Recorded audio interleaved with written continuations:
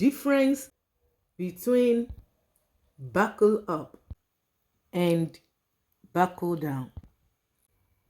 Buckle up means to fasten your seat belt in a car or an airplane.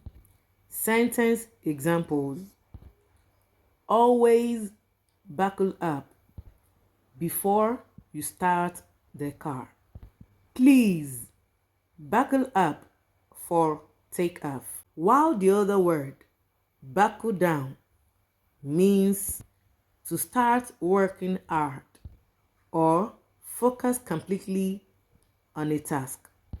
Sentence examples: she needed to buckle down and finish her work before the weekend. The team had to buckle down to win the competition.